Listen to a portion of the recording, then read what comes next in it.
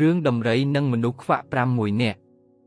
មានមនុស្សខ្វាក់6នាក់មិនដែលស្គាល់ដំរីសោះហើយបានបបួលគ្នាទៅស្ទាបអង្អែលឲ្យបានស្គាល់នឹងគេបានម្ដងពេលនោះ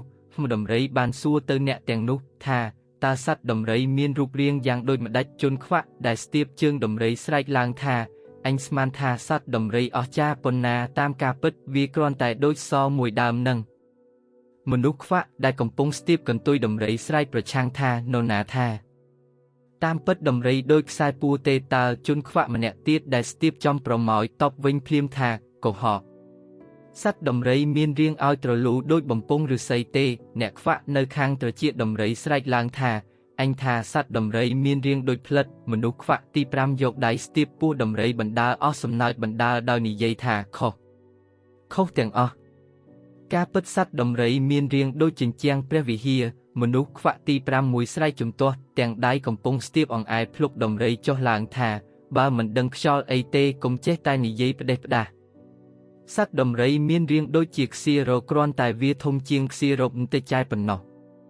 ពេលនោះមនុស្សខ្វាក់ទាំងនោះបានប្រកែកគ្នាឡើងតឹងសរសៃទោះជានរណាខាត់ក៏មិនស្ដាប់ដែរពួកគេសុទ្ធតែនិយាយពីការពិតអំពីសត្វដំរីហេតុម្ដេចក៏អ្នកដទៃនិយាយថាមិនមែនជាការពិតទៅវិញ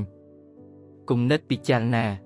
1កាលណាខ្វះហេតុផលនៃជ្រុងណាមួយធ្វើឲ្យការវិនិច្ឆ័យប្រសិទ្ធពីការពិតបើចំលើអ្នកសរសេរប្រវត្តិសាស្ត្រវិញនោះគឺជាការខុសធ្ងន់ណាស់2ខ្វះអវយវៈណាមួយនៃផ្នែកខាងក្រៅវាគ្រាន់តែបង្កភាពលំបាកឬការរំខានក្នុងការរស់នៅប៉ុណ្ណោះតែបើពីការចិត្តគំនិតនោះទើបជាបញ្ហានិងមានឈ្មោះថាពីការពិតប្រាកដ3អ្វីដែលអ្នកចេះអ្នកដឹងអ្នកផ្សេងអាចមិនដឹងប៉ុន្តែអ្វីដែលអ្នកដទៃដឹងមិនប្រាកដថាអ្នកអាចយល់ដូចគេដែរនោះទេក្នុងមួយជីវិតមនុស្សគ្មាននរណាម្នាក់ចេះដឹងសពនោះទេអ្នកដឹងអ្នកចេះអ្នកយល់ក៏ព្រោះតែគេបានឆ្លងកាត់ការពិសោធន៍ឆ្លងកាត់ការរៀនសូត្រច្រើនក្នុងជីវិតរបស់គេហើយក៏នៅមិនទាន់ចេះគ្រប់ជ្រុងជ្រោយបានដែរ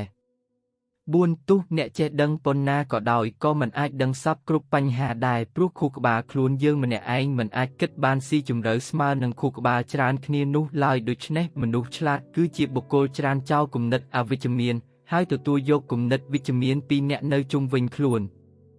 5ការប្រកែកគ្នាដោយប្រកាន់ខ្ជាប់ទស្សនៈអញនិយមមិនល្អក៏ប្រសើរឡើយក្នុងការរស់នៅ